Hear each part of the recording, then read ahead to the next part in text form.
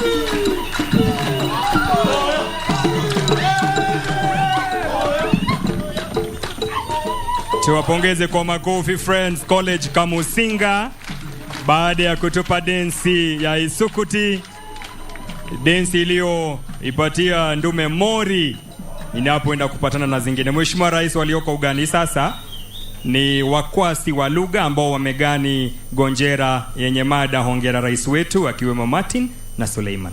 Ugani wenu. Leo imefika siku nitangaze hadharani, mchana na si usiku, jua likiwa angani. Uhuru umewapiku, wengine wa kitu gani? Uongozi wako Bwana tutautamani tena. Kenya inakupongeza, kisema we ni mahiri, nami ninakueneza mimi kama mshairi. Wale wa kucheza cheza sojua wanachokikiri, uongozi wako Bwana tutautamani tena. Wewe ulihakikisha Kenya tunaendelea, umeme ukapitisha na mengi ukatupea, we ukatupatanisha, shukrani twakupea. Uongozi wako Bwana tutautamani tena. Vijana zao hongera zasikika kote kote, twazisema zako sera, kwani ulitenda yote. Njema itawa ahera, furahani kwetu sote. Uongozi wako Bwana tutautamani tena. Ningekuwa na uwezo singeruhusu uende, jinsi ulivyo kigezo mbali sisi na tuende. Ni huzuni si mchezo, nani mwingine atende? Uongozi wako Bwana tutautamani tena. Roho yanibubujika, kimenipanda kiwewe, maswali yamenizika, hivi nani kama wewe? Ngebaki ningeridhika, mwengine nani apewe? Uongozi wako Bwana tutautamani tena. Na kipuliza kipenga, 90 zimetimia, ujumbe nilo ujenga, hatima imetimia. Ujumbe wa chenga chenga, tamati umewadia. Uongozi wako Bwana tutautamani tena. Asante. Hongera. Hongera sana malenga wetu Martin na Suleiman. Mheshimiwa Rais, hawa vijana wawili wamegani hilo shairi na vile vile kulikariri. Nikishukuru Friends College Kaimosi kwa Isukuti Dance na Machakos Boys. Asanteni sana. Tuwapongeze kwa makofi vikundi hivyo vitatu. Mheshimiwa Rais, naomba sasa unikubalie ili nimwalike mkurugenzi mkuu wa Awards Kenya Miss Nelly Munala ili atupe sasiso ya rais au tunu za rais, the updates of the President's Award.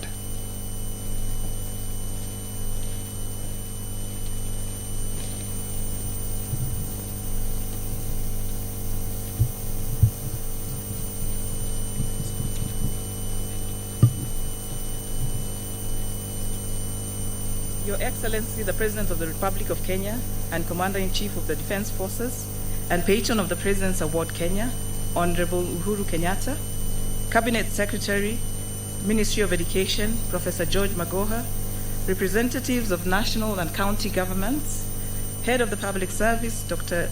Joseph Njue, the Principal Secretary for Basic Education, Dr. Julius Chuan, members of the Board of Trustees of the President's Award Kenya, led by the Chairman, Father Dominic Wamugunda, Global Operations Director, the Duke of Edinburgh's International Award Foundation, Mr. Edwin Kimani, the Chairman, Award Holders Alumni Kenya, Mr. Joel Osonga, Vice Chancellors, the Chairman, Kenya Secondary School Heads Association, Mr. Ndimuli, the Chairman, the Kenya Primary School Heads Association, Mr. Madheka, Kenya Prison Service, National Youth Service, County Education Directors, County Directors, Teacher Service Commission, heads of the learning institutions, representatives of corporates, partners and supporters, members of staff of the President's Award Kenya and the Regional Office, members of the Award Holders Kenya, award coordinators, volunteers, award participants, young people, and distinguished guests. Your Excellency, I wish to express our deepest gratitude to you for finding time to grace and preside over this Gold Award presentation ceremony. On behalf of the President's Award Kenya, today I'm pleased to present before you 907 young people receiving their gold certificates. Out of this total, 482 are boys and young men, representing 53% of the awardees, and 425 are girls and young women, representing 47% of the awardees. 25 awardees are young people with physical disabilities. These young people have demonstrated excellence in their leadership and service. The Gold awardees have been able to implement 63 different community projects across the country as part of their qualification. Collectively, they have spent an estimated 100,000 hours of service to communities very different from theirs, indeed promoting national cohesion. The Gold awardees have also raised the financial and material resources to support the implementation of their projects. Your Excellency, for the first time, 32 prison officers will receive Gold Award certificates alongside inmates who are receiving their Gold certificates today. I believe this interaction between prison officers and inmates while undertaking the award program helps in cementing better relationships and a sense of community within the prisons. I would like to commend the Prisons Administration for embracing the award program. The President's Award Kenya is exploring opportunities for replication of this interaction between officers and inmates across prisons in the country and other uniformed and disciplined forces. Your Excellency, young people, ladies and gentlemen, I'm also pleased to present before you 17 award holders alumni life members. Members of the alumni also form part of our pool of volunteers whose invaluable contributions have facilitated the growth of the award program across the country. The alumni are men and women engaged in different spheres of leadership in our country's transformation and in the diaspora, as employers, as employees, and as well as entrepreneurs. Your Excellency, I'm pleased to report that our young people demonstrated resilience during the onset of the COVID-19 pandemic and supported their immediate communities to adapt to the new normal through creatively working what was available to push back the spread of the pandemic. For example, the award participants from the various Kenya medical training colleges continue to be resourceful in promoting the safety measures pronounced by the Ministry of Health while undertaking their community service. Your Excellency, young people, ladies and gentlemen, the stories and experiences we get from the young people across the country is that social cohesion, patriotism, fairness, integrity is all possible if we all make it intentional to expose our children and young people to experiences that challenge their inner self to live and do right. At the President's Award Kenya, we are engaging young people to build solid characters, to be active agents of social and economic change. Your Excellency, it is said that if you want to go fast, go alone. But if you want to go far, walk together. At President's Award Kenya, it is our singular aspiration to go far. We are grateful for the invaluable support the President's Award Kenya receives from your government to enable the organization to deliver on its mandate. The Presidency, the Ministry of Education, the Treasury, alongside other actors, are playing a critical role in propelling the organization on its mission. We are grateful to the private-public partnerships that we are nurturing to support the delivery of the award. To this end, allow me to identify some of our key stakeholders, partners, and supporters who have played and dedicated a very key role in terms of nurturing our young people. I would like to recognize the trustees of the President's Award Kenya for providing strategic direction, the heads of institutions for providing an enabling environment for the young people to participate in the program, the teachers who volunteer to be award leaders to follow up on the progress of staff and support as mentors in various programs, our assessors who form a pool of volunteers who guide the participants, especially during their adventurous journeys across the country, campsite providers.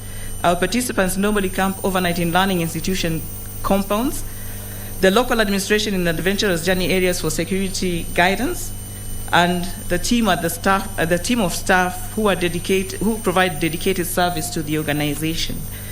I'd like also to mention our supporters, and I'd like to mention Safaricom that has been solid in terms of providing us with a donation of data that has enabled us to continue with our business even when there was a crisis of the COVID-19 pandemic.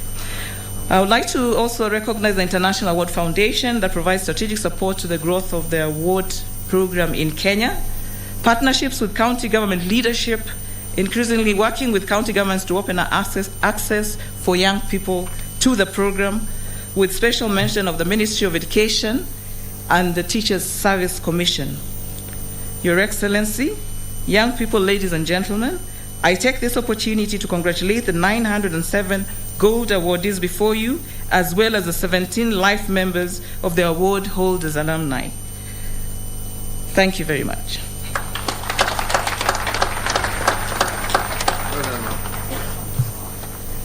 Asante sana mkurugenzi kwa mazungumzo mazuri. Mheshimiwa Rais, kila kijana aliye hapa siku hii ya leo akipewa nafasi azungumze atakupa sifa zako zisizo na mwisho. Lakini kwa sababu ya muda, Mheshimiwa Rais, nikubalie niwaalike wawili watakaozungumza kwa niaba yao. Niombe nimwalike Kristen kutoka Ocean Academy Mombasa na John Praise kutoka Makueni Boys, ili kwa niaba ya vijana hawa ambao ni viongozi wa sasa waweze kuzungumza kwa kifupi.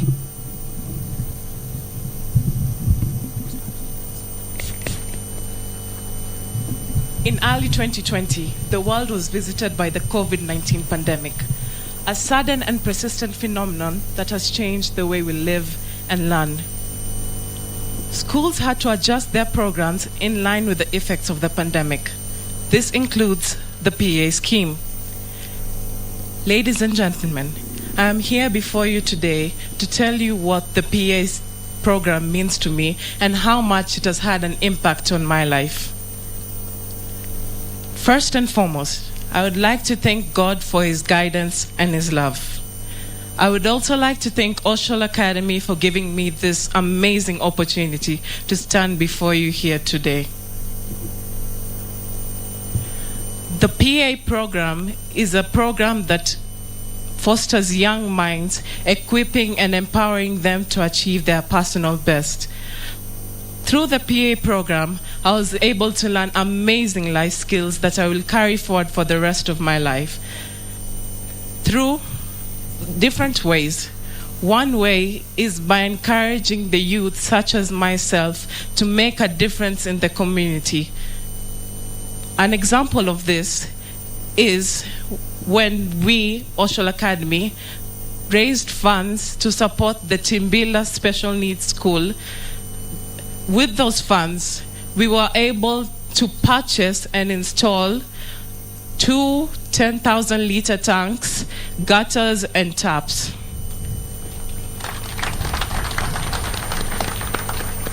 That being said, it does not have to be grand nor expensive. Even the little things can make a huge difference. I attribute my resilience and problem-solving skills to the PA program, the greatest assets I possess to the PA program. And to the organizers of the program, I wholeheartedly thank you for your guidance and support, and I wish you continue to provide the same support to those that predecessed us. Thank you.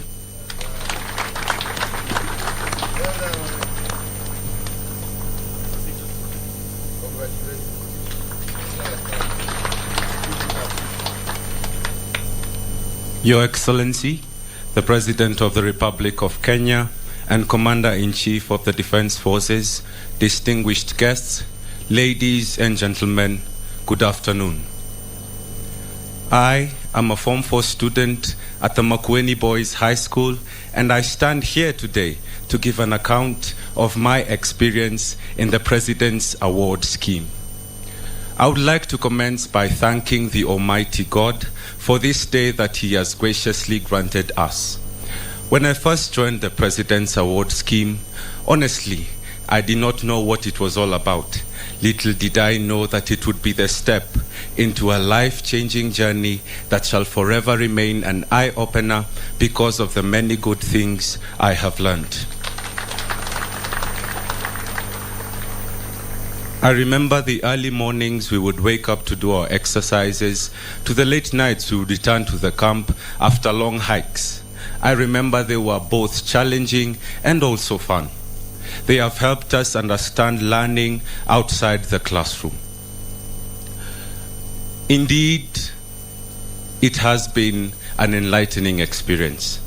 I feel so proud of this erstwhile scheme that helps young Kenyans to understand and appreciate the ideals of hard work, determination, consciousness, teamwork, respect, discipline, selflessness, and breaking the walls of negative ethnicity and all other vices.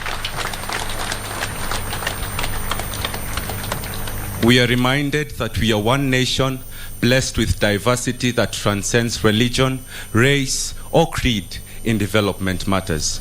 We also learn the virtues and values that can build this great nation of Kenya. Through the scheme, I can proudly say that Kenya has a bright future. The values we have got have become second to habit among all the participants. As an ambassador of the same, I will encourage other students to join the scheme and enjoy the life-changing aspects of its mission. I'd also want them to learn that they may never be too young to serve this great nation and the world at large. We've been able to give back to the community through various activities such as town cleanups and environmental conservation. For instance, in our school, every participant plants one tree, therefore increasing the tree coverage in the school.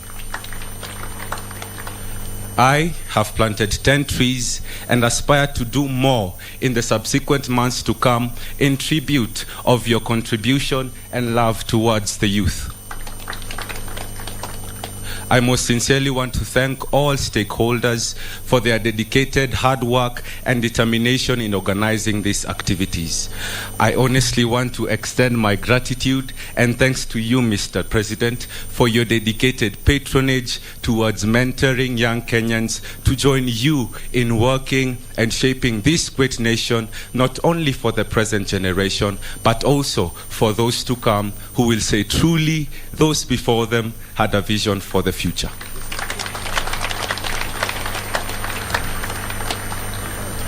My wish is to one day sit down with you, Mr. President, to talk about the burden I have on how we can involve more youth in this scheme for holistic growth. My vision is to see this forum run in all schools in the country and span through the corners of the world. Thank you, sir.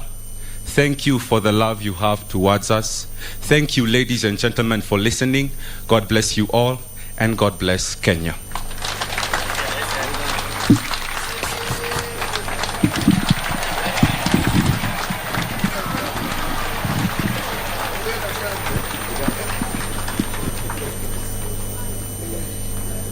Shukrani kwa vijana wetu Kristen na John. Kwa niaba ya vijana wengine wote, Ni ishara kwamba ujana ni moshi na ukienda haurudi. Mheshimiwa Rais, nikubalie nimwalike sasa Father Daktari Dominic Wambugu, mwenyekiti wa Tunu za Rais, azungumze kwa kifupi. Karibu mwenyekiti.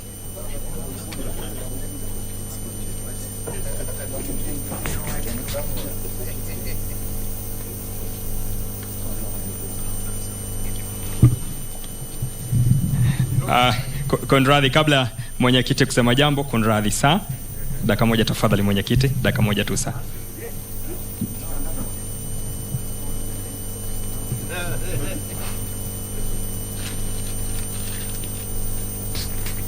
Mheshimiwa Rais, kwa niaba ya hawa vijana wote nimeombwa tu kabla ya kumwalika mwenyekiti, na nitaomba radhi Father Dominic wa Mugonda ambaye ni mwenyekiti. Wameomba tu niwape dakika moja waweze kutupa, just to give you a token of appreciation, na nitaomba nimuombe Mheshimiwa Rais kwa niaba ya wale vijana wengine wote waweze kumtunuku Mheshimiwa Rais. Just a token of appreciation.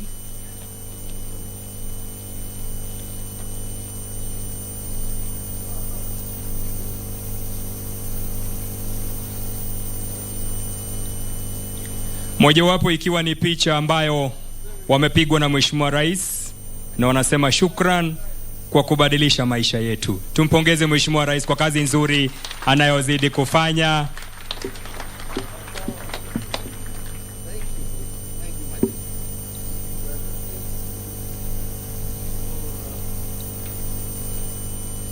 Hongera, hongera. Tuwapongeze hawa kwa niaba ya vijana wale wengine wote. Vile vile na zawadi ya pili ni sahihi ambazo zimetiwa na vijana wachache, stakeholders, friends, ambao wanasema Mheshimiwa Rais, shukran na hongera kwa kazi ambayo umefanya kwa kubadilisha maisha ya vijana wetu. Tumpongeze Mheshimiwa Rais tafadhali kwa makofi.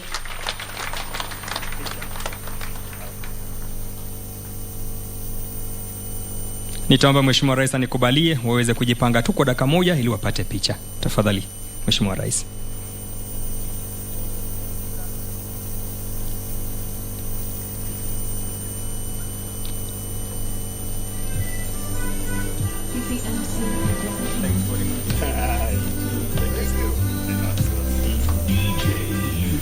Asante, thank you. Thank you so much.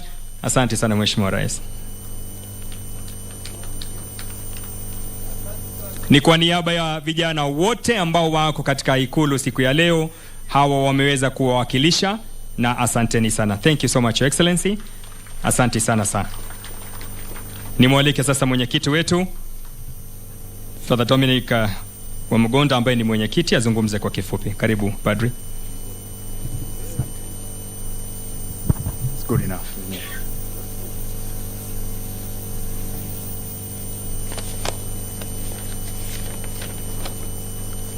Your Excellency, the President of this Republic, the Republic of Kenya, who is also the Commander-in-Chief of the Defense Forces and patron of the President's Awards scheme,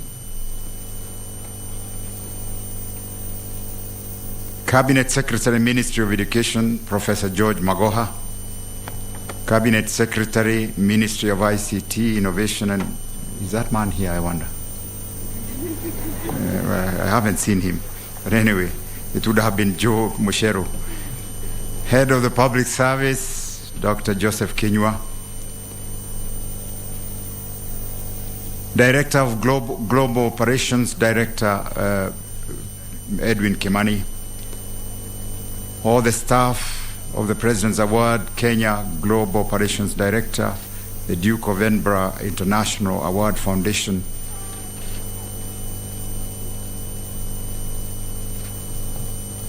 All the directors, or the trustees of the program, all the supporters and partners of the award scheme, young people, and distinguished guests, ladies and gentlemen. Your Excellency, on my behalf and on behalf of the Board of Trustees and stakeholders of the President's Award Kenya, I would like to thank you very sincerely for finding time to award the young people for attaining their gold level of the award program, as well as recognizing those who have attained life membership of the award holders and Alumni Kenya here at State House Gardens. This demonstrates your continued unreserved and attention to the welfare of the young people of our nation. Thank you very much indeed. Your Excellency, young people are social actors of change and progress. They form a crucial segment of a nation's development, and hence their contribution is highly needed. Our young people, therefore, should not only be treated as the leaders of tomorrow, but also as partners of today. I am pleased to note that our young people thirst for knowledge, and this hunger propels them to embrace existing opportunities to better themselves. Your Excellency, I am happy to note that the award participants have demonstrated resilience and remarkable innovativeness to remain active participants in the award. I am pleased to state that all the young people being awarded today have excelled during the COVID-19 pandemic crisis and impacted positively on our society. I urge more young people to take advantage of the same opportunities. They have indeed made us proud. Allow me, Your Excellency, to take you through the memory lane. Since the transformation of the President's Award into a state corporation on the 3rd of August 2017 and our subsequent appointment to the board, I am happy to inform you that I am honored and privileged to work with men and women of selfless service to this nation. The Board of Trustees, who have been instrumental in the transition, and I am confident that their invariable dedication will enable the organization to grow and impact on many more of our young people countrywide. I am pleased to note that the President's Award Kenya is the second largest national award operator globally after the United Kingdom. Your Excellency, when I speak of the award, I speak from a personal experience and attachment. And Professor George Magoha might bear me witness, but he may not, because he didn't know what my office was on the ground floor, and his office was upstairs somewhere, and he didn't know very well what I was doing downstairs. But this is some of the things we were doing, Prof, downstairs. You know, I know sometimes I would mark a document to you looking for funds, and more often than not you honored that, but you didn't know the logic that went with it, and only I understood the logic that went with it. But thank you for the support you gave me that time. So my interaction with the award program started when I was Dean of Students at the University of Nairobi, and the award program was one of those youth programs that we carry forward. Over the years, I have witnessed student participants of the award program at the university getting transformed into well-nurtured young citizens every other year. I know there is a fellow who must be here, a fellow called Bruno. Bruno, are you here? Oh my God, I'll be embarrassed if he's not. Where? Bruno. Oh, I see the current Vice Chancellor. The current Vice Chancellor is over there. Bruno, where are you? Very good, very good. These are some of the people I interacted with, and we bonded, and we are where we are now. There was also another girl, but I'm sure she's not here. She went to America. Wateto. A little girl, but hard as nails. You know, if she wanted something, she got it. She had to get it. If I refused for 3 weeks, for a month, for 2 months, she would still get it. You know, And they were taking everything, they were taking their energy and the support we gave them, they were taking it back to the community. This is what has impressed me so much. I am still in touch with a number of these beneficiaries in the award from the university, and I can attest. So Professor Kiama, please continue supporting those fellows. And I see you are with the current dean there. So the beneficiaries that keep getting awards from the university, and I can attest that they have grown to be men and women who are of sound character, who can be counted on to contribute in many ways, in many spheres of our national development. Your Excellency, ladies and gentlemen, the board has prioritized focusing on the following to enable President's Award Kenya deliver on its strategic objectives. 1, ensuring sustainability, enhancing digital adoption, and demonstrating the award's positive impact on society. Your Excellency, I wish to express my appreciation to the team at the Secretariat for ensuring that the award program delivers on its mandate. We also thank you very sincerely for your support in this regard. To the heads of institutions, award leaders, and volunteers, on behalf of the board members, I wish to appreciate you in a special way for creating an enabling environment for the young people to develop their talents and skills. It is through such dedication that we are able to prepare our young people to be world ready. To our supporters, thank you for helping to take the organization to the next level, and I look forward to your continued support. May our unity remain the pillar of our strength as we dedicate ourselves to secure the next generation for our beloved country, Kenya. Thank you very much, and God bless you all.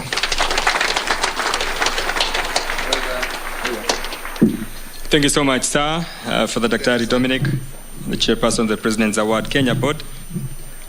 Your Excellency, sir, as the Executive Director said, before you are 907 young awardee holders of the Presidential Award Kenya, it has taken them 2 years of positive challenge and relentless effort for the young people to achieve what they are about to receive, sir, this afternoon.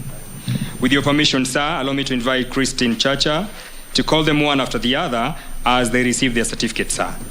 With most humbly, sir, request you at liberty, sir, to witness as you are seated, sir. Thank you. Aga Khan Academy, Mombasa, All Saints Girls Academy, Bishop Gatimu Gandu Girls High School, and Braeburn Imani International School.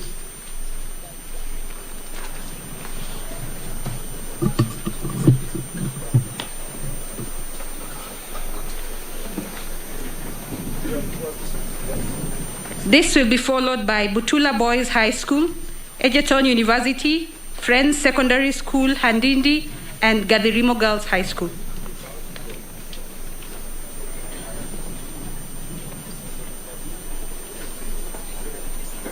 So the first is Aga Khan Academy, Mombasa.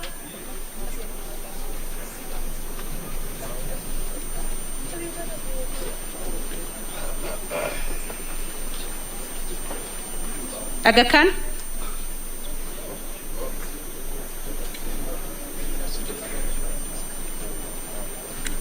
Thank you. All Saints Girls Academy. All Saints Girls Academy, followed by Bishop Gatimu. Bishop Gatimu.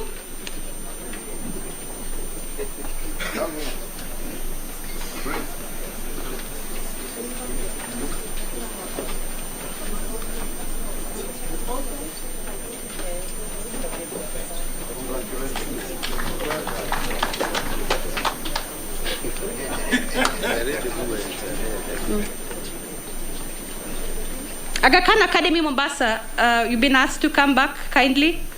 So we'll have All Saints Academy, Bishop Gatimu Girls High School,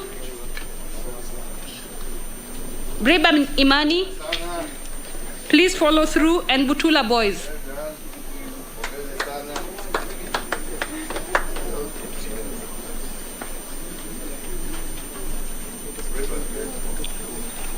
Brayban Imani International School.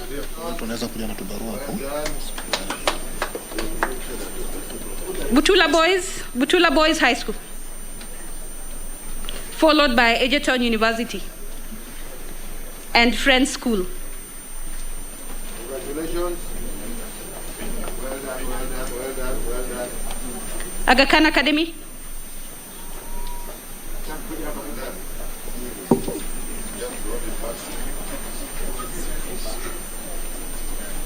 Congratulations. Well done, Mwalimu. Egerton University, Friends School, and Gadirimo Girls. Vera sana. Well done. Well done. Followed by GK Nyeri Maximum Security Prison, the inmates, and followed by the officers. Friends Secondary School, Congratulations. Gadirimo Girls. Vera sana. Gadirimo Girls, followed by GK Nyeri Maximum Security Prison. Congratulations.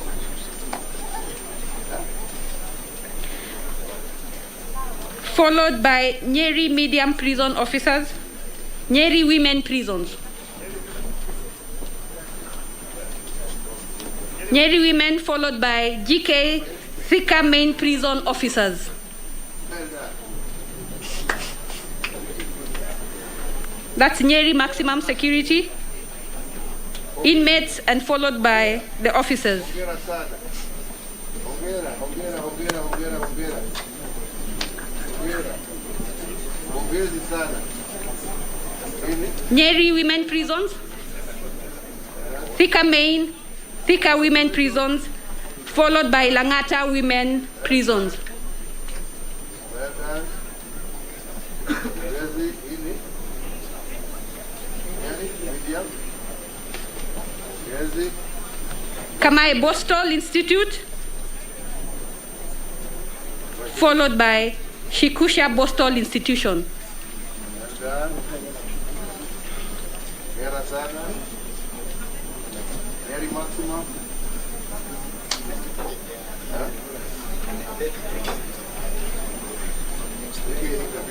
Congratulations.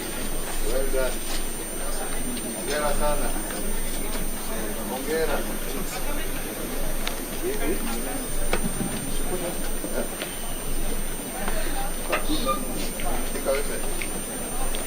Thika Women's, followed by Langata Women Prison, followed by Kamai Bostol Institution officers, followed by Shikusha Bostol Institution inmates.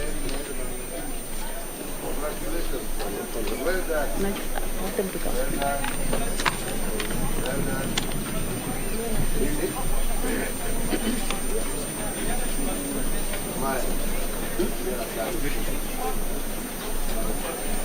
Congratulations. Well done. Ini, Amai, hongera sana. Nangata?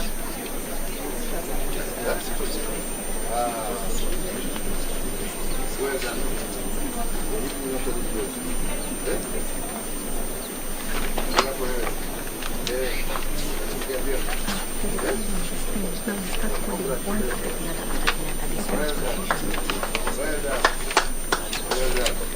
Langata Women Prison, Kamai Bostol, Shikusha Bostol,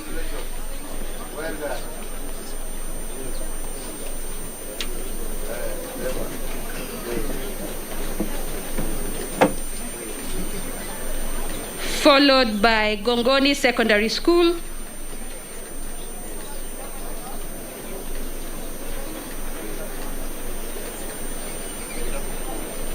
Gongoni Secondary School, followed by JKU Art Open Group. Gongoni Secondary School, Hongera tena. Wonderful. I can see. Keep it up. Well done.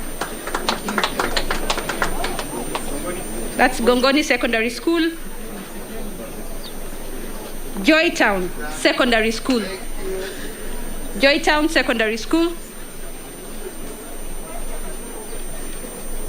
JKU Art Open Group, followed by Joy Divine Group.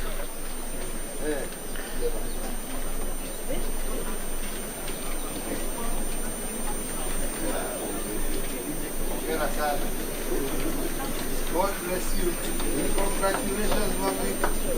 Well done. Hongera sana. Hongera, hongera. Well done. Well done.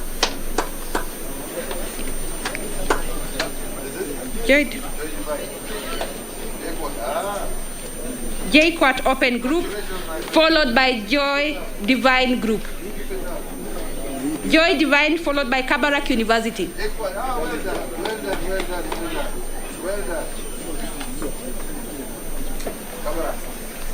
Hongera sana.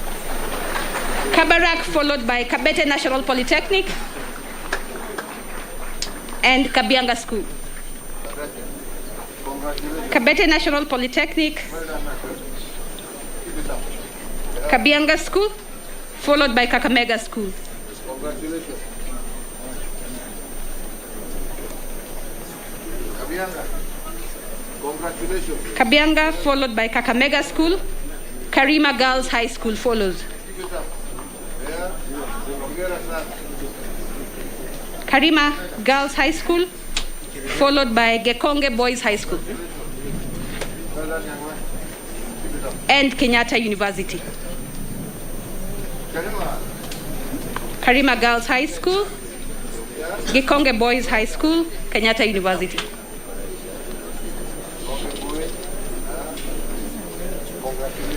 Kenyatta University, followed by Kisii University and Kisumu Girls High School.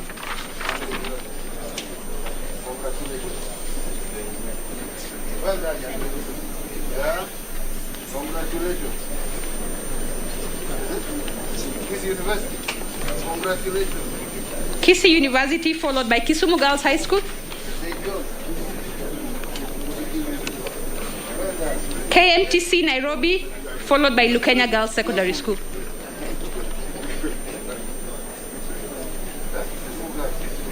Congratulations. Well done, well done. KMTC Nairobi campus, Lukenya Girls Secondary School, followed by Makini School. Well done. Well done. KMTC Nairobi campus, Tuendelee namna hiyo. Well done. Well done. Pongezi. Lukenya Girls Secondary School, Yeah? Okay. Congratulations. followed by Makini School and Makueni Boys High School. Well done. Keep it up. Makini, followed by Makueni Boys High School, followed by Maseno School. That's my regard. Yeah? Congratulations. Makueni Boys High School, followed by Maseno School, followed by Mount Kenya Academy Senior School. Well done. Yeah? Well done. Well done. Very well spoken boy. I hope all of you are like him. Yeah? Hongera sana. Maseno School, followed by Mount Kenya Academy Senior School, Hongera sana. followed by Mount Kenya University Nairobi campus. Is it? Kenya University. Mount Kenya University, followed by Mudavadi Girls High School, Hongera. Once again, followed by National Youth Service Engineering Institute, congratulations, madam. Hongera. Young lady, congratulations. Well done. National Youth Service Engineering Institute, followed by Dumberi Girls High School. Well done. Well done. Dumberi Girls High School, followed by Nkabune Technical Training Institute, Nkabune Technical Training Institute, followed by Nyandarua National Polytechnic. Nyandarua National Polytechnic, followed by Nyeri National Polytechnic, Nyeri National Polytechnic, and Oshol Academy Mombasa, Oshol Academy Mombasa, followed by Oshol Junior High, Oshol Junior High, followed by Peponi School and Rongo University. Oshol Senior School, Peponi School,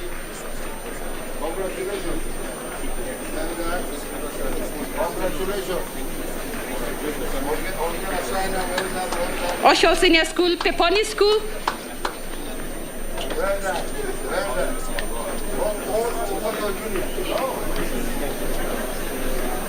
Congratulations. Well done. This is Oshol Senior. Peponi School, followed by Rongo University, Well done. Sacred Heart Mukumu Girls, Congratulations. Sacred Heart Mukumu Girls, followed by Samaj Senior School. Congratulations, my friend. That's Peponi School, Well done. Congratulations. Peponi School, Rongo University, Hongera. Hongera sana. Sacred Heart Mukumu Girls, Hongera. Sacred Heart Mukumu Girls, Samaj Senior School,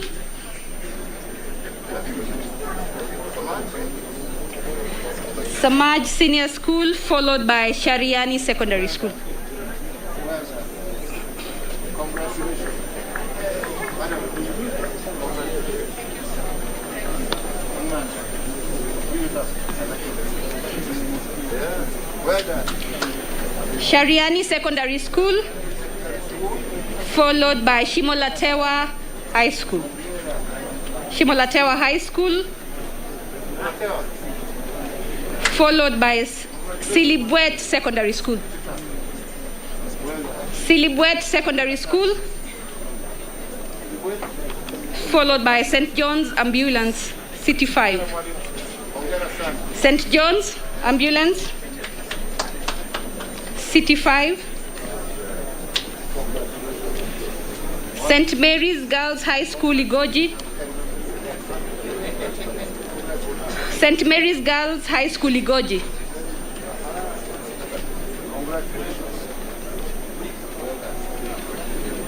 Followed by St. Mary's School, Nairobi.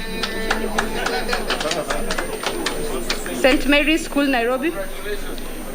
Followed by St. Peter's Mumias Boys High School.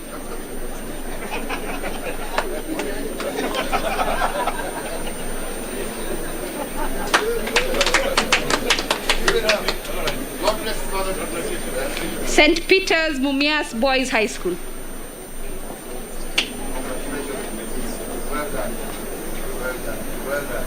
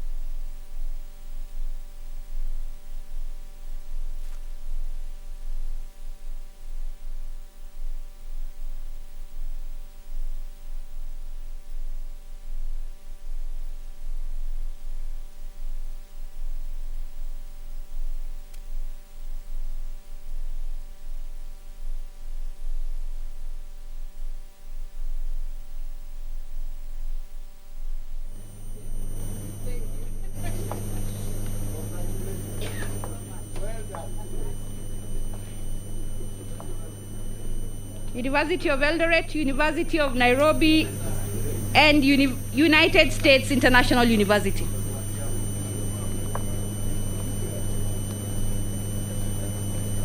University of Nairobi.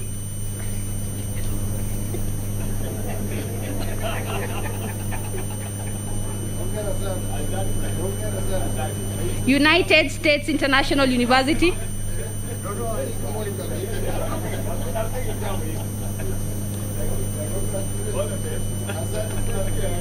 Thank you very much.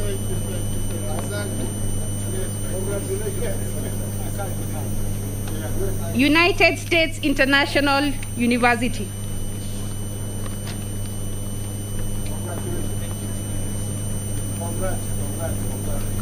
And the award holders, alumni, the award holders, alumni.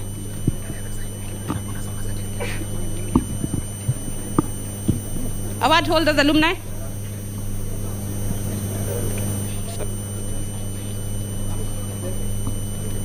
Esther Nyambura, Isaac Mwangu, Patricia Nyadhi, Nicholas Osano, Adam Gitonga, Eunice Musioka, Safari Anderson Fondo,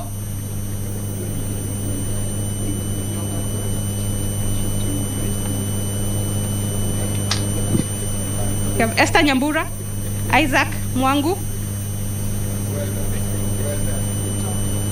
Tony Koech,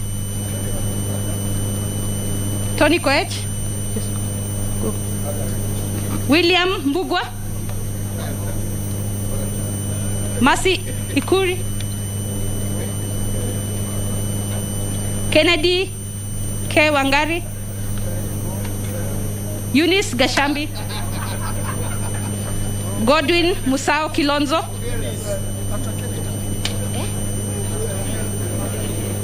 and Esther Nyambura Gadu.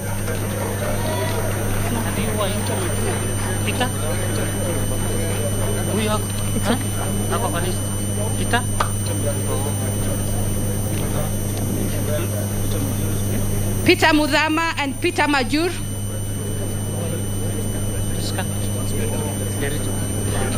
Priscan Deritu.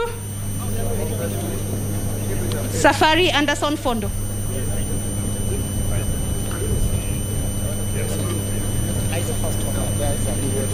Isaac Mwangu.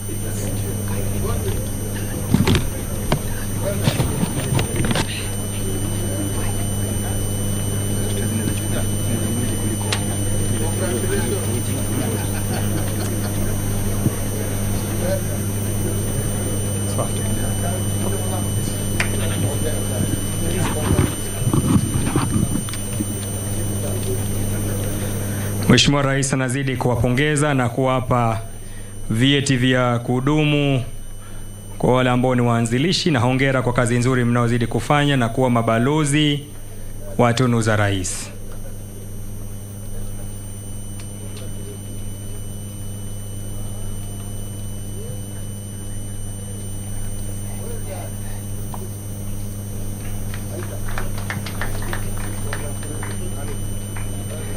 Asante sana. Tumpongeze Mheshimiwa Rais anapoenda kuketi ili kuweza kuendelea na ratiba yetu. Hongera, kongole kwa wote ambao wamepata tunu hizo. Nikubalie sasa Mheshimiwa Rais nimwalike waziri wetu katika Wizara ya Elimu, Profesa George Magoha, ili aweze kukualika. Karibu waziri.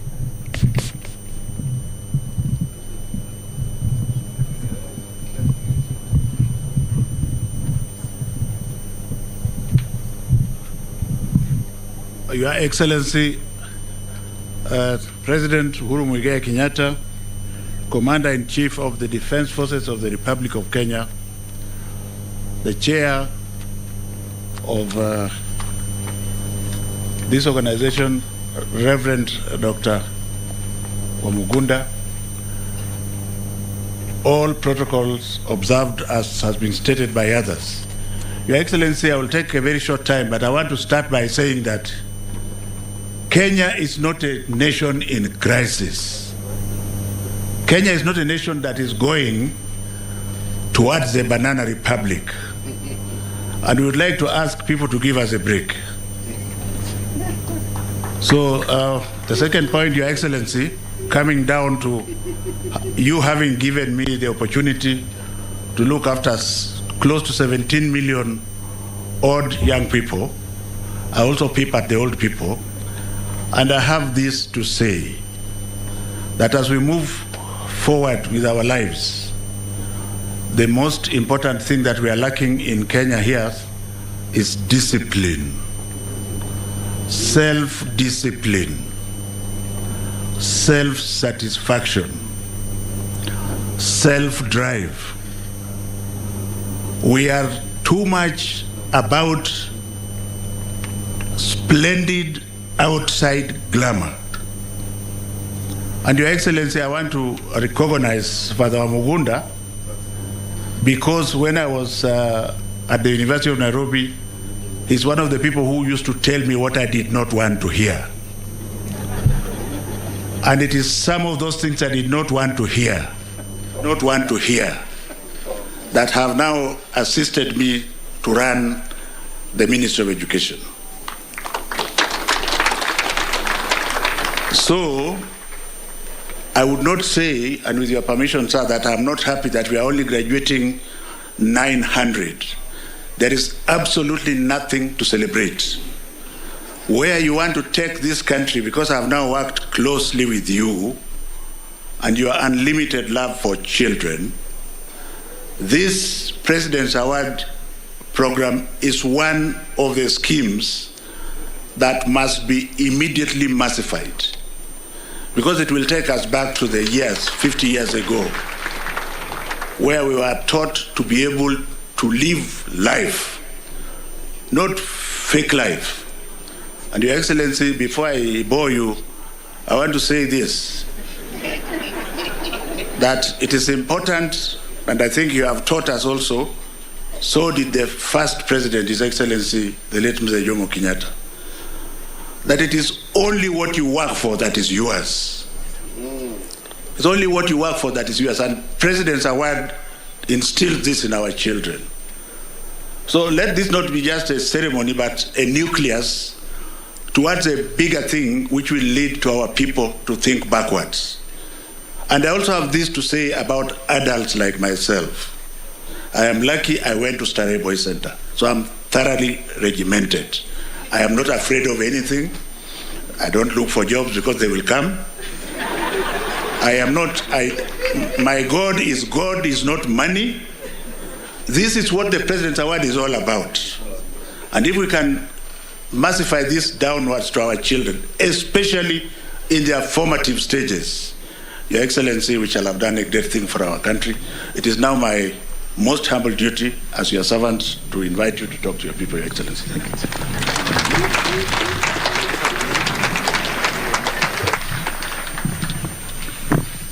Asante sana, Professor. Please be seated. Please. Good afternoon, everybody. Good afternoon once again.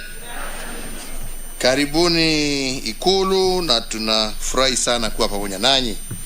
And let me just say to each and every one of you, because today I cannot just say viongozi, everybody sitting hapa ni kiongozi. Na nyote viongozi ambao mmefika hapa, young and old, karibuni, and it's a great pleasure to have you with us. Ladies and gentlemen, today we celebrate the extraordinary amongst our pupils, our students, and our young people who have lifted our spirits and strengthened our resolve and pushed us towards a groundbreaking path of progress in our country.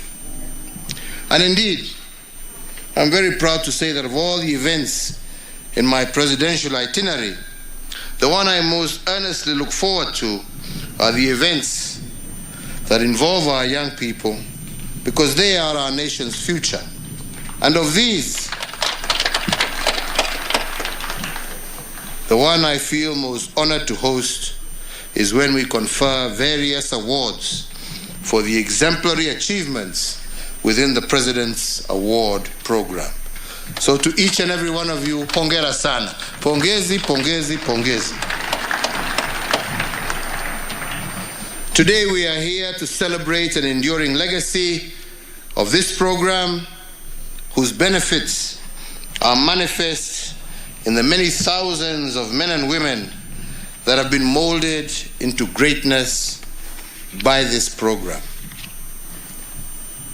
And even as we admit new awardees to the Roll of Honor, we celebrate the uncountable ways in which the previous awardees have made themselves, their families, their communities, their nation better through their devotion to service above self.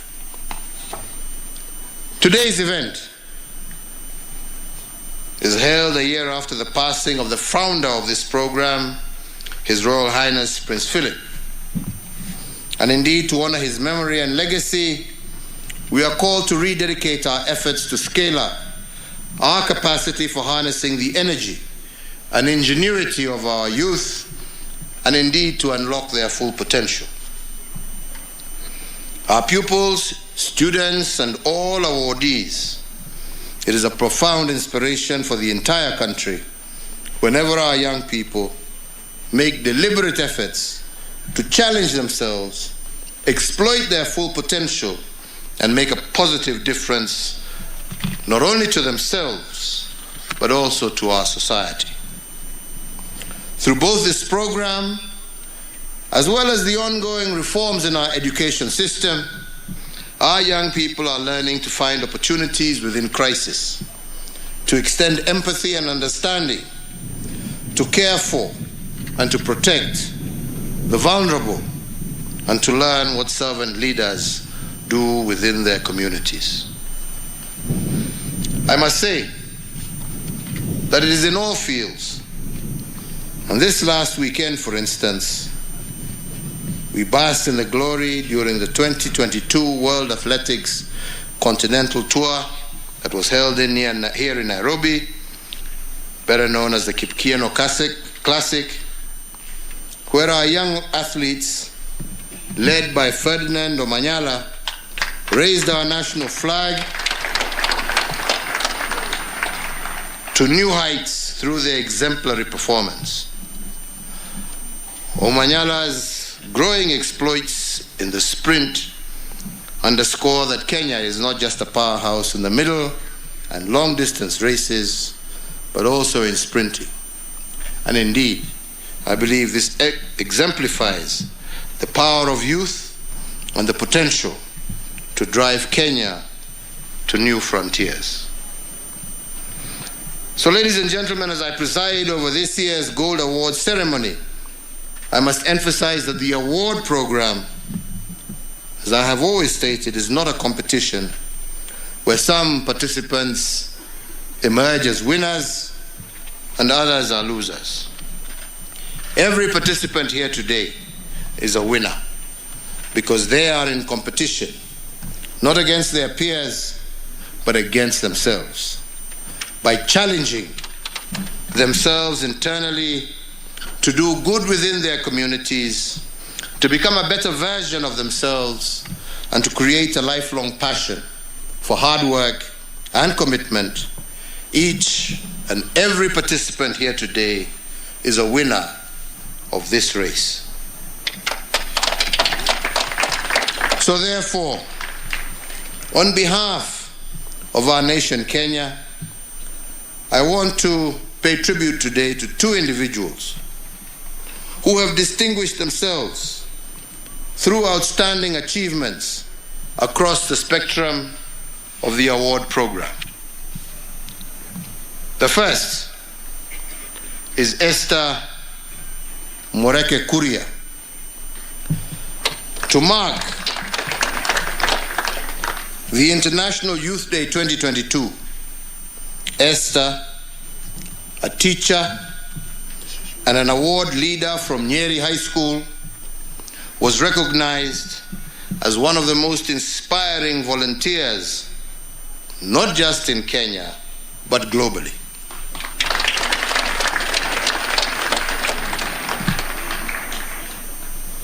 Together with her award participants, she has pioneered the award's work in Kenya's prisons and has become a positive role model to the boys who take part. Hongera kwako, Esther. Pongezi. The second one is John Mutembe. John Mutembe is a former inmate from Njue Maximum Prison. This gentleman is one of the beneficiaries of the Compass Project, the digital online platform for engaging in the award program. Through the digital skills he acquired while participating in the program, he launched an appeal against his conviction through the judiciary's online filing system.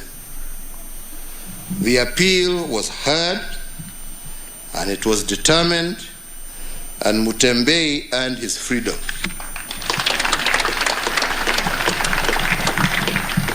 Bwana Mutembe is one of the gold awardees being celebrated here today. Their dramatic turnaround in terms of his life, outcome, and fortunes is testimony to the transformative potential of this award program. Na Bwana Kinyu hawa wawili June 1 ukumbuke wakuwe hapa, hata hawa tuwasherehekee vizuri.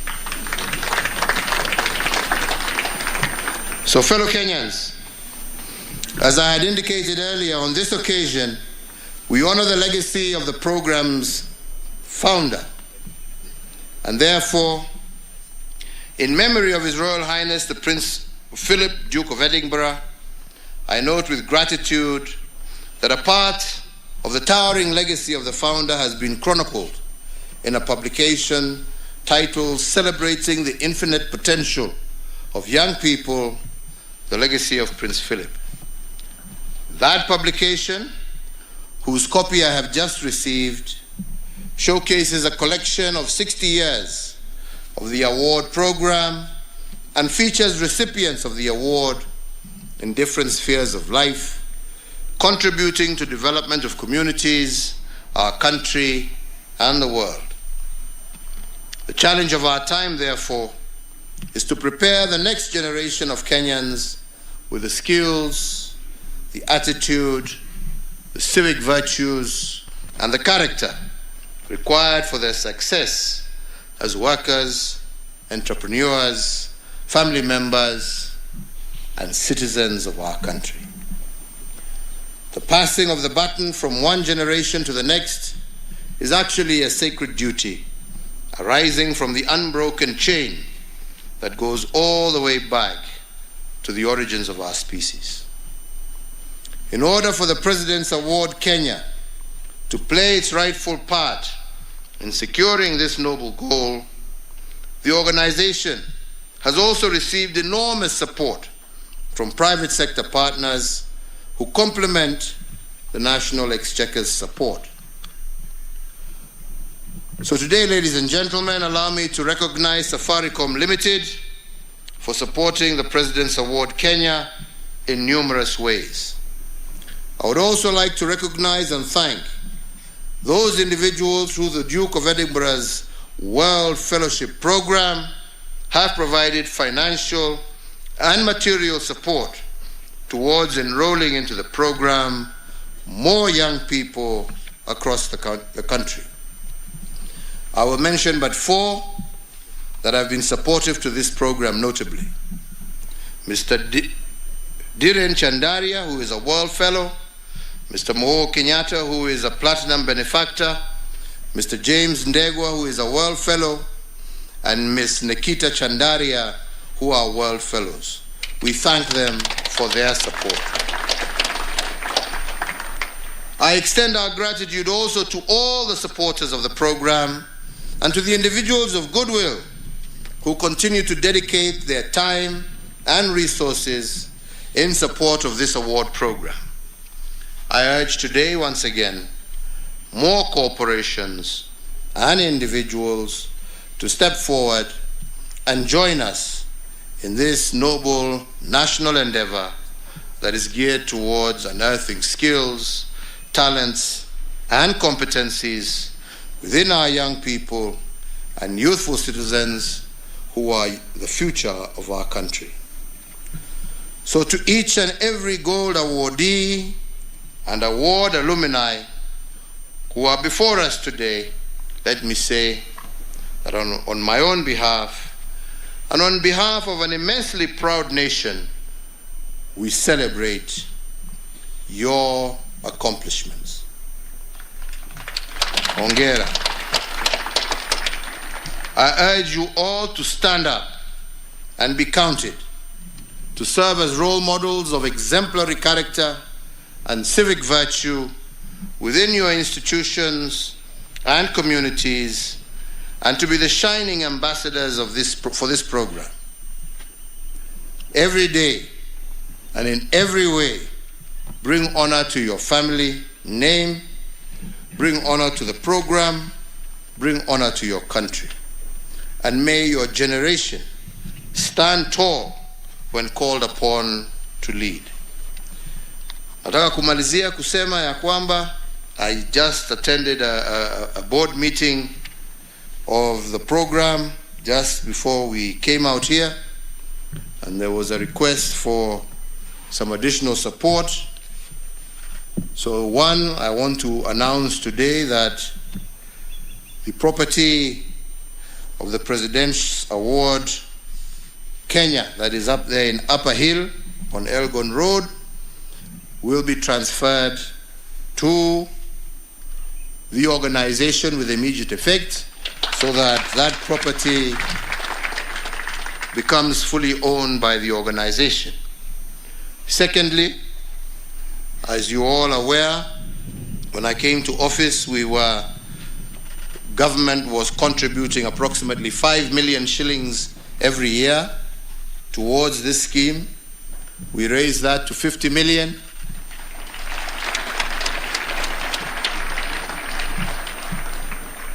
And as I exit, na wale ambao watakuja wajipange, I commit today that we will fund a further 200 million to the program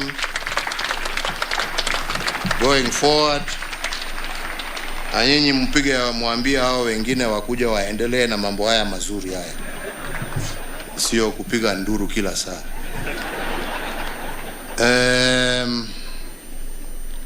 So those we shall do. Hapa, you guys are very crafty. I'm shaking somebody's hand. It has a piece of paper stuck there. So the pieces of paper I will read and see how I can respond. Hopefully you have left your phone numbers or contacts. Hizo tutasoma pole pole. Lakini wale walikuwa na guts ya kusimama. Wewe madam wewe uko wapi? Wa Langata. Wewe isi ama unaona aibu kusimama, usifungwe tena. Lakini already uko ndani, usijali. Ako wapi? Sio wewe. Ule mfungwa. Oh, nimekuona. Wewe tutasaidia, weke kinywa power of mercy, muone kama anaweza kusaidika.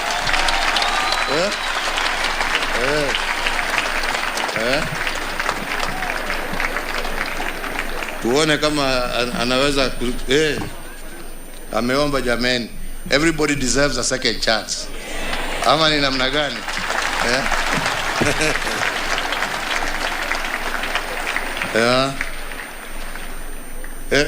Na kijana hapa, wewe utaniona baada ya kazi. Utasimama pale where is he going? That young boy was talking here. Wewe. Tutapangana hapo nyuma. Unione kando. Sawa? Na wewe unatafuta nini?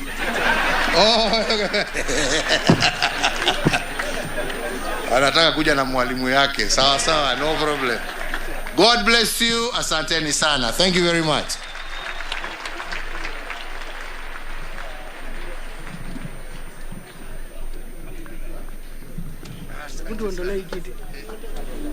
Your Excellency, the President of the Republic of Kenya, would humbly request that this next section you unveil a wonderful handbook celebrating the infinite potential of young people and the legacy of Prince Philip.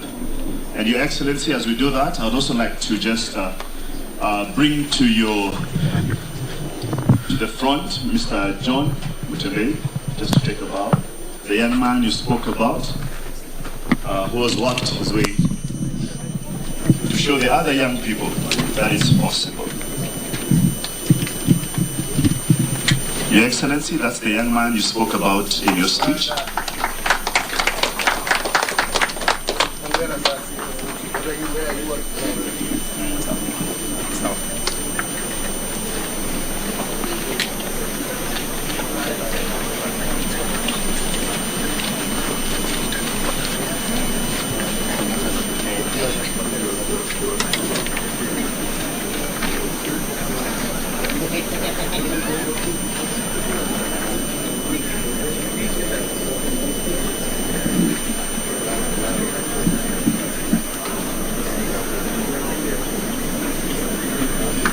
Thank you very much, Your Excellency.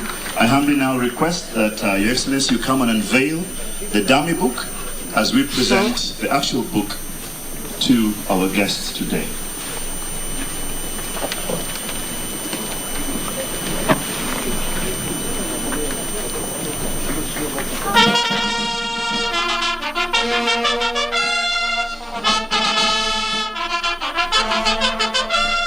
Celebrating the infinite potential of young people, the legacy of Prince Philip, 100 great years.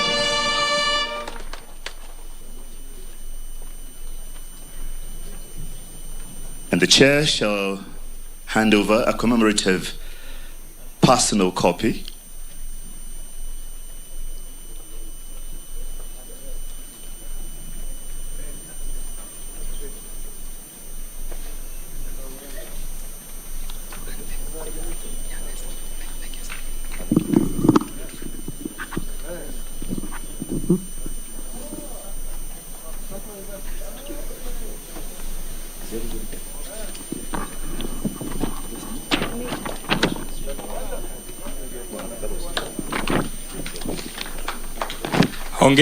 Hongera sana Mheshimiwa Rais baada ya uzinduzi huo.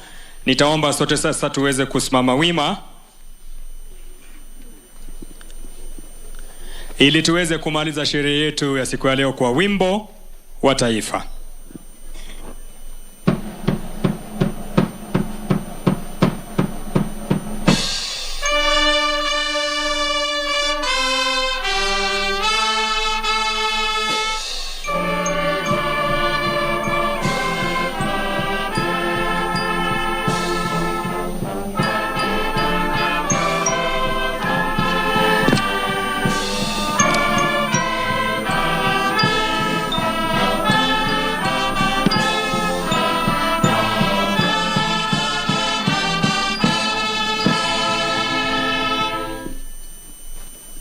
Asante sana Mheshimiwa Rais. Nitaomba tu watulivu tunapomuomba Mheshimiwa Rais kutupa nafasi ya picha chache.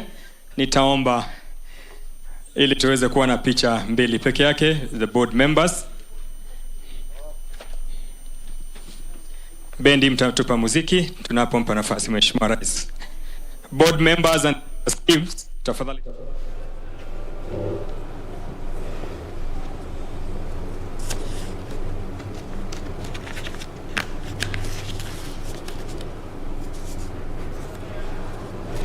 There you have it. That has been the President Award Kenya Gold Award presentation live from the State House, Nairobi. Colorful and auspicious are hardly suitable words to describe that event that has been presided over by the head of state, President Uhuru Kenyatta. Well, perhaps to just point out a few things about the award is that what the President has just said and committed to is that beginning next year, over 200 million will be channeled to the program. And this year's award, the President has said that it was to honor the legacy of the program founder, who happened to be the late Prince Philip, Duke of Edinburgh. And also the President has, of course, urged the young people to seize the opportunities that are there despite the harsh and the challenging times that are there. Of course, the program has started in 1966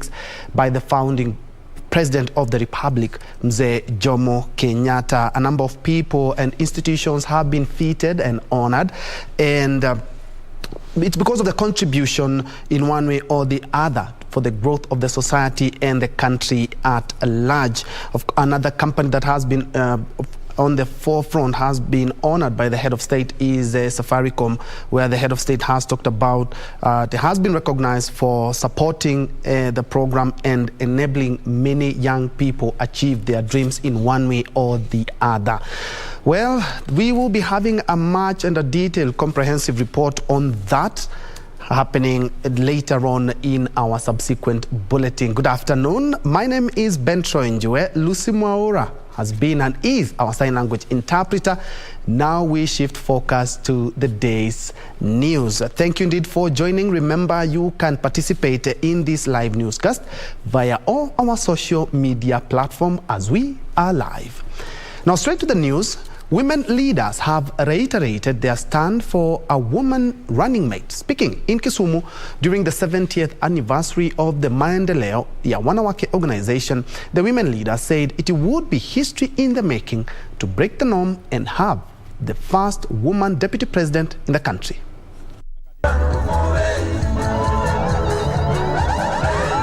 President Uhuru's succession politics dominated speeches during the 70th anniversary of the Maendeleo Wanawake organization as women urged Kenyans to rally behind a woman deputy for Raila.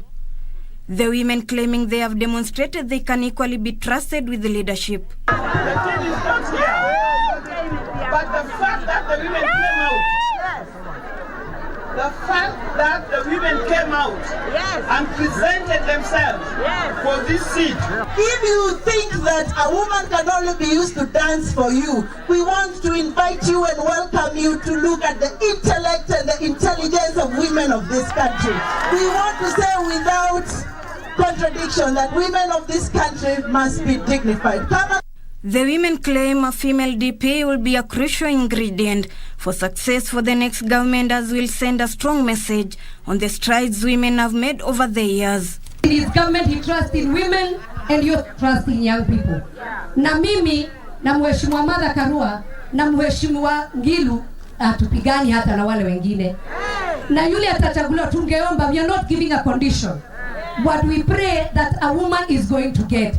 Because when the woman gets, we have all gotten. Ana motisha.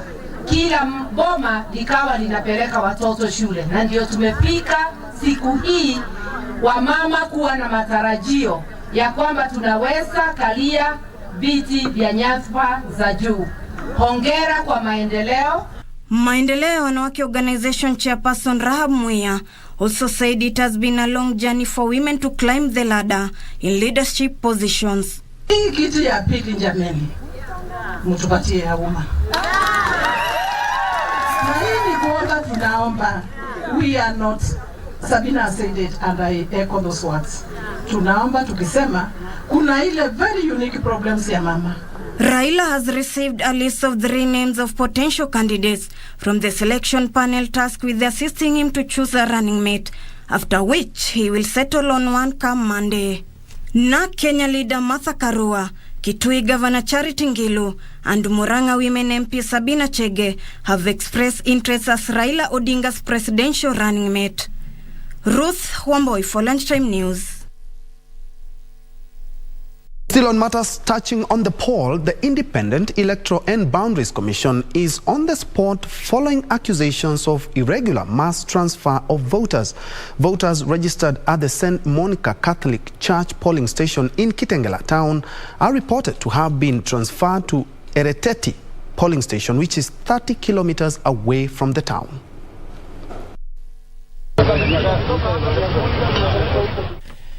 With the voter verification exercise ongoing countrywide, the Independent Electoral and Boundaries Commission is being accused of foul play.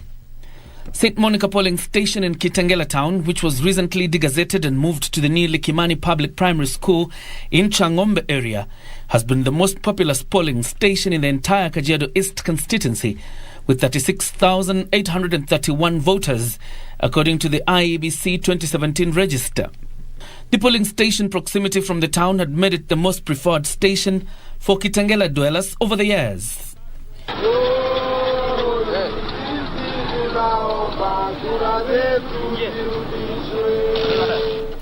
And while voters at the polling station expected to be transferred to either Likimani Primary School or Utumishi Primary School polling stations, the voters are now accusing the IEBC of conspiring to irregularly transfer them with the risk of denying them their constitutional right of voting.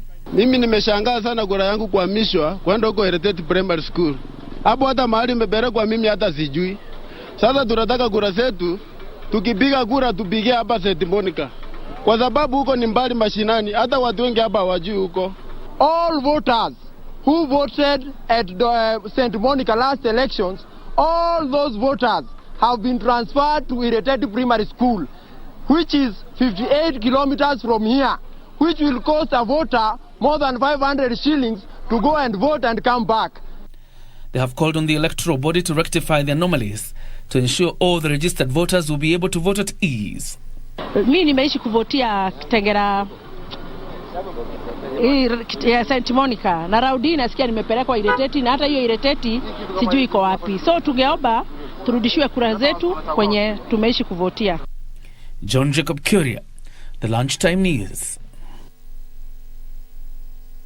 The President award to yet another award. A Kenyan nurse from Marsabit has been awarded the first ever Global Nursing Award.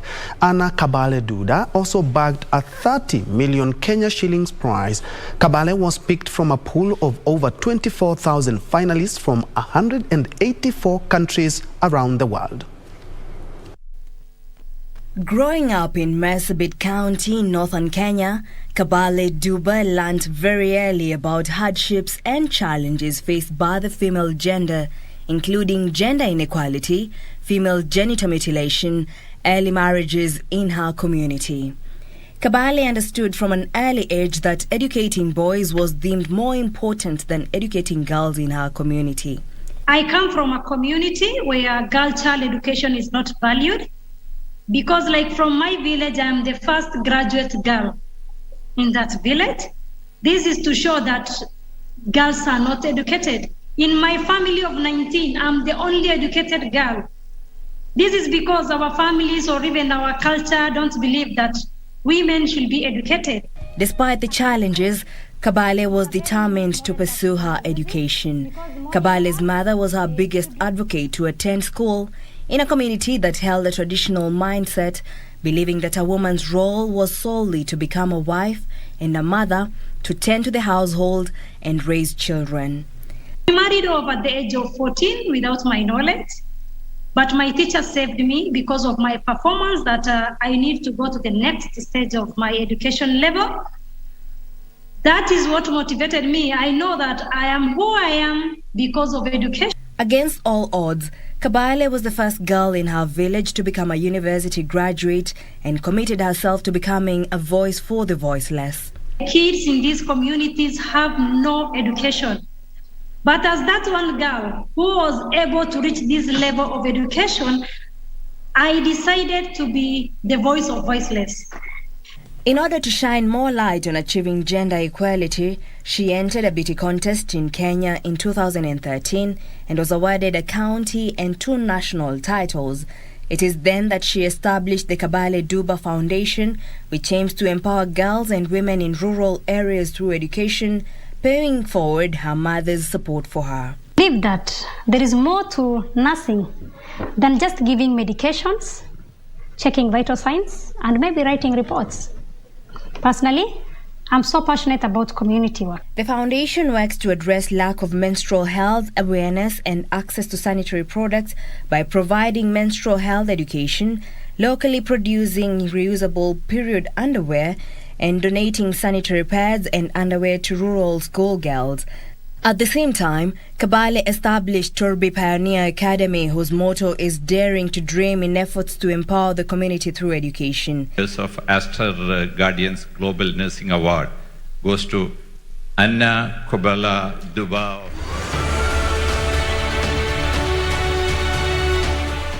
Kabale adds the Global Nursing Award to her long list of accomplishments, including the 2019 Waste Global Citizen Choice Award.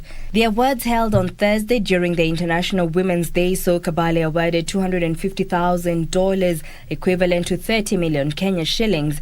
The Global Nursing Award, spearheaded by Aster Guardians, is one of the top awards with the highest prize money in the healthcare community. The other 9 finalists who were also awarded with a finalist award include Dida Jirmabule, also from Marsabit in Kenya.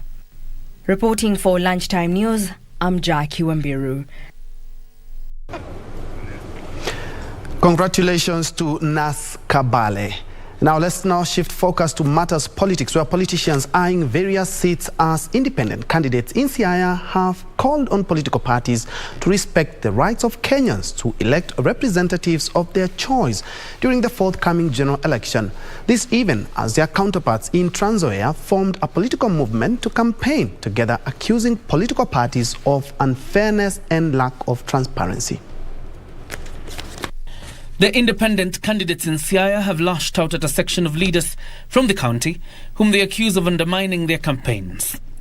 The leaders say top political parties' bosses must be prepared to work with leaders elected by the people. Let there be no effort at any level to select leaders for the Kenyan people, particularly for the Siaya people. Siaya people are determined to change their life for the better. The politicians have also condemned calls for zoning the country along party lines, saying that this was negating the democratic ideals that Kenya stands for. The talk of zoning is hurting us as Azimio. The talk of zoning is hurting our bases. Let's focus on getting as many votes as we can for Raila Amolo Odinga. Zoning does not help Raila Amolo Odinga's presidency. In Trans Nzoia, independent candidates have formed a movement to campaign together, accusing political parties of unfairness and lack of democracy. The candidates say they are seeking to provide alternative leadership to the electorate in the region. Ni haki yao kuenda mpaka kwa depe, mtu akitaka kusimama kura, they are allowed to go up to the ballot. The more than 50 aspirants claim they were denied party tickets unfairly. Kwa hivyo sasa tunarudi kwa wananchi, tunawaambia usiangalie chama, usiangalie umri, usiangalie gari yenye mtu anatembelea. Sikiza mtu na umwangalie kama vile Mungu angeza kumuona na umchague kulingana na hayo ambayo amekuambia.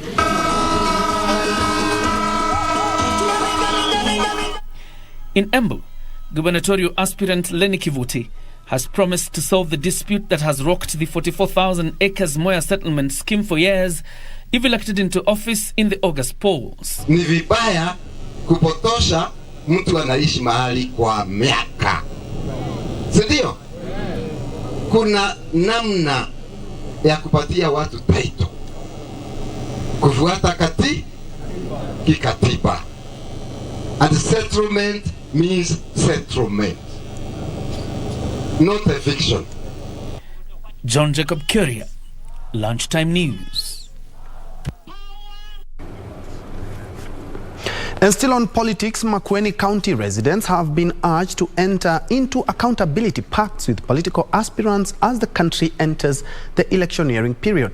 According to the Institute for Social Accountability, the move is meant to give voice to residents on most pressing needs. Speaking during a sensitization forum in Watertown that brought together political activists, youth leaders, and people with disability, TISA Programs Manager Eric Kinaga said the program was meant to stimulate residents to actively utilize oversight reports and advocate on the highlighted shortfalls.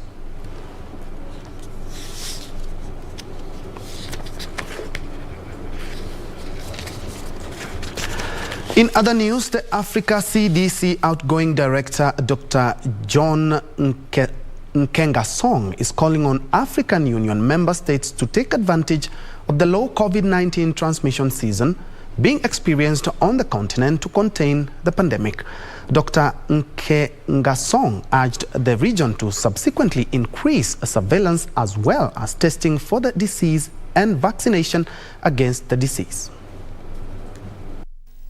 Africa has registered over 11.5 million COVID-19 cases with over 10.8 million recoveries from the disease and over 252,000 deaths in the 2 years that the pandemic has ravaged the continent. The outgoing Africa CDC Director, Dr. John Nkengasong, now says the low transmission season that has lasted 2 months should be a time for member states to scale up efforts to contain the pandemic. The continent is not out of the wood.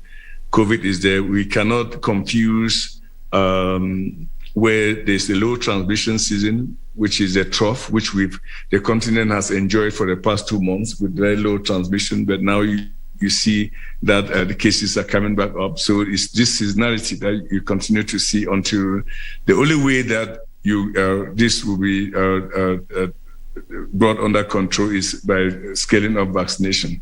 So I think that is and the best time to vaccinate is the vaccinated population is now, when we are facing a low transmission season there.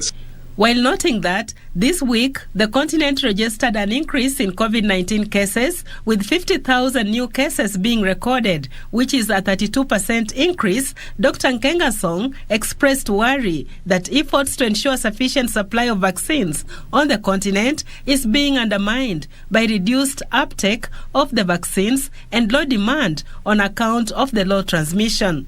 You cannot guarantee the health security of your people if you do not have diagnostics, vaccines, and therapeutics. The second thing we are proposing to the continent as I depart is that strengthen national institutions and continental institutions like the Africa CDC. He appealed to member states not to lower their guard until the pandemic is completely contained by ensuring that 70% of the population is vaccinated against COVID-19. Third wave also, when people were dying a lot, I mean, the demand for vaccines was very, very high. I mean, countries were calling us and requesting for vaccines. But when you see a low transmission season like what the continent has enjoyed for the last 2 months, you begin to see a decrease in the way countries ask for vaccines. But it is my appeal that this is the time to do 3 things. 1, increase testing. 2, increase surveillance. And thirdly, increase vaccination. Judith Akolo, The Lunchtime News.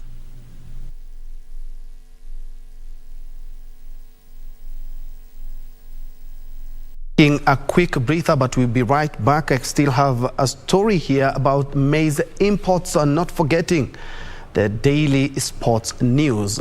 We'll be back in a short while.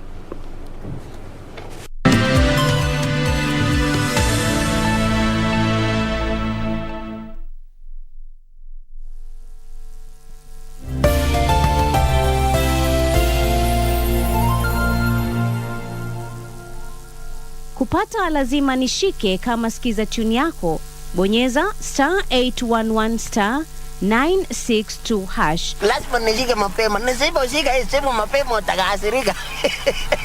Unajua mimi nikiwa mtu ya marathon, najua niko na experience kabisa. Niko na experience. If you don't hurry, you will not break the record.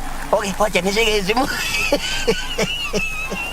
Kupata lazima nishike, bonyeza *811 *962 hash. *811 *962 hash. Kaskazini Mashariki, 15 FM, hiyo yaja tena. Tulianza na Garissa, sasa twanyosha zaidi hadi Wajia. Andaa mkeka, nawa mikono, kwani 15 FM, mojawapo ya stesheni ya shirika la KBC, wamekuandalia Bunge la Roadshow tarehe 14 na 15 mwezi huu wa Mei. Msafara wa 15 FM utapitia Habaswein, La Bohol, Lehele, Wajia Town, Soko Mjinga, Griftu Stage, Mnyalo Road, ADC na kumalizia Horehei.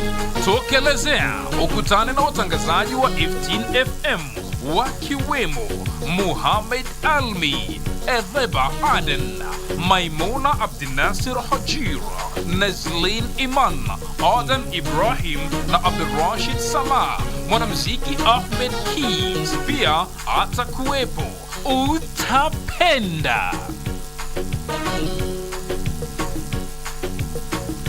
Aha, msikilizaji wa Radio Taifa, karibu tena kwenye kipindi kinajulikana kama Rada ni Yesu. Kila Jumapili kinaletwa kwako na rubani unayempenda anajulikana kama Mr. Rafton Igi. Ungana nami kila Jumapili kuanzia mida ya saa 12 mpaka saa 1 usiku. Kuna muziki noma sampulia hii. Najua nitaona mazuri. Mpenzi msikilizaji, ni kunang ni kukaskush.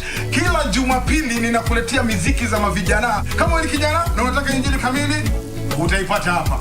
Tuonane Jumapili hii. Sauti ya Mkenya.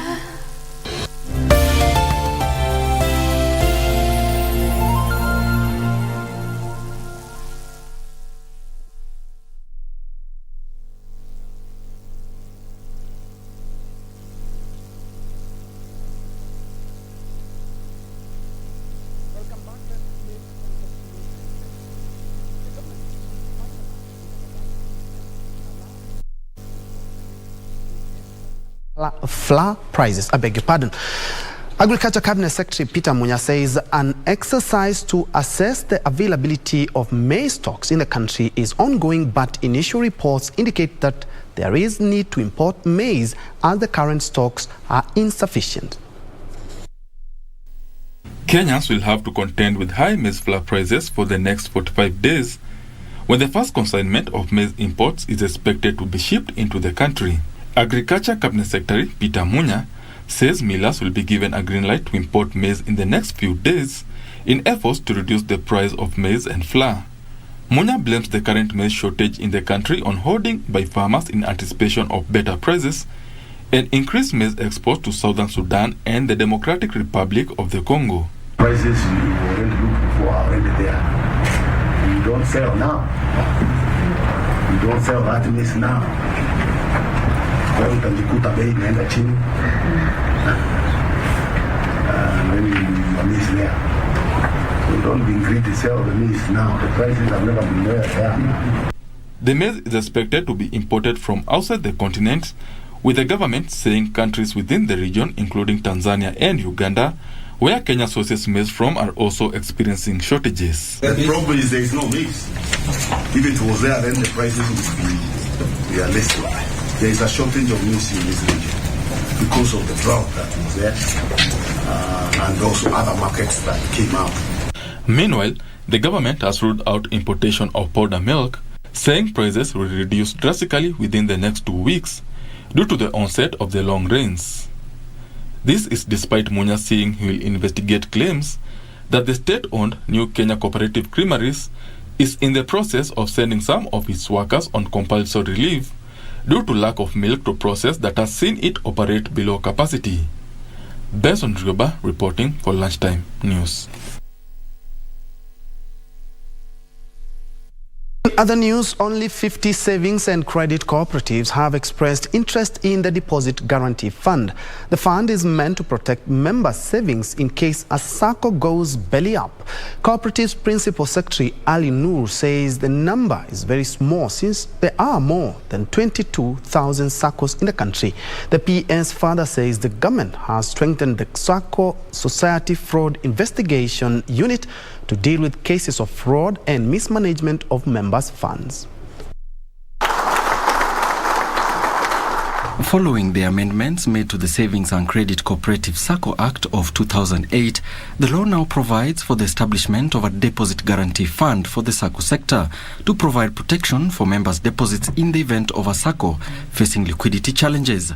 The fund ensures members are saving up to 100,000 shillings. As you know, all SACCOs will not join it at once.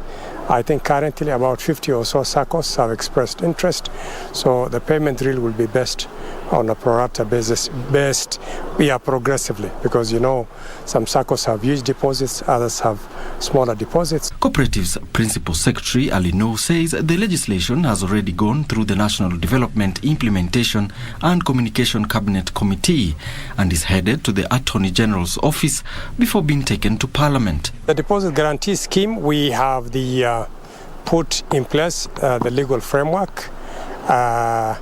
We are now waiting for those legal amendments and regulations now to go to Parliament. The kitty is envisioned to operate along the same lines as its counterpart in the banking sector, the Deposit Protection Fund, under the Kenya Deposit Insurance Corporation, which ensures banks don't go down with depositors' cash.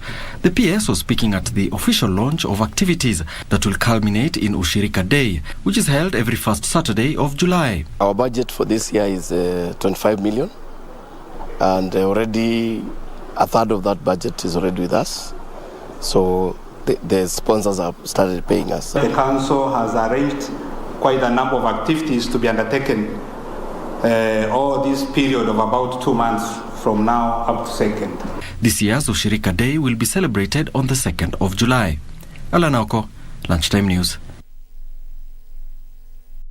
News, Kenya and Netherlands have embarked on a project aimed at supporting sustainable fishing in Lake Turkana. The initiative will help in restocking the lake, which is facing a bleak future due to overfishing and undersized fishing. Turkana County Governor Josephat Nanok has said the study will also help in setting up a multi-million fish market in the region. Turkana, the world's largest permanent desert lake and home to the world's largest population of Nile crocodiles, hippos and more than 20 fish species, is facing its biggest survival battle yet. Overfishing, pollution, and undersized fishing are threatening to wipe out the lake this century, according to environmental experts. The lake, which supports more than 250,000 indigenous people directly, is a major player in the region's socio-economical landscape. Kenya and the Netherlands have embarked on a study that will help address the challenges facing the lake. The economic analysis on Lake Turkana will help come up with the best ways to support the lake's delicate ecosystem and the surrounding communities, as well as improve food nutrition in the area. This is an assessment which we had discussed 6-7 months ago with the ambassador and agreed that the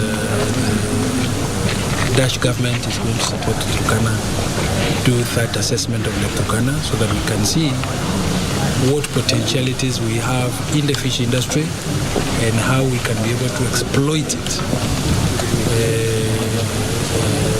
bringing into focus the private sector, but also government and development partners to support that effort. Dutch Ambassador to Kenya Martin Brouwer says the study is coming at a critical time when climate change is also threatening the existence of the world's largest desert lake. The analysis shows, as the governor already said, that there is potential. So what we would like to do now is just to get some extra considerations in to see whether it would be feasible really to set up a program of cooperation to strengthen the fisheries sector here in Turkana and in Marsabit. Experts say any negative impacts to the lake's ecosystem is likely to disrupt the local economy, leading to an increase in conflicts in the highly volatile area. Ndutamo Kami for Lunchtime News.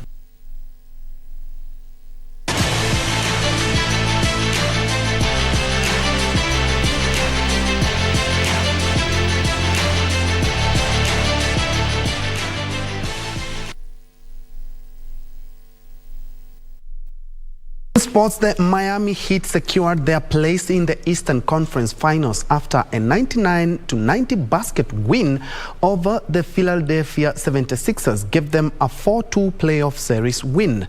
Jimmy Butler scored 32 points and Max Strus added 20 points and 11 rebounds in the Heat's victory.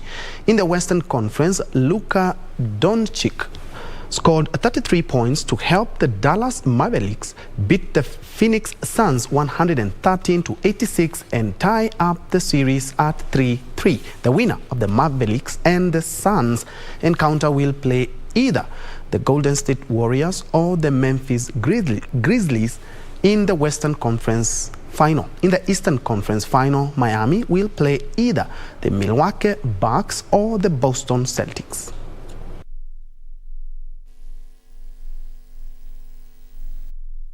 English Premier League side Arsenal suffered a damaging blow in their top 4 race after a 3-0 loss to Tottenham Hotspurs at the Tottenham Hotspur Stadium last night. Meanwhile, Real Madrid secured a 6-0 win over Levante at the Santiago Bernabeu to send Levante to the relegation zone. From Harry Kane and another from Son Heung-min, turned up pressure on archive rivals Arsenal in the race for the place in next season Champions League. Ski to deliver, and the back post is Son. It was ushered out of the way, but Paul Tierney's pointed to the spot. It is Harry Kane. And he sends Ramsdale the wrong way. And Spurs again swinging on the right-hand side.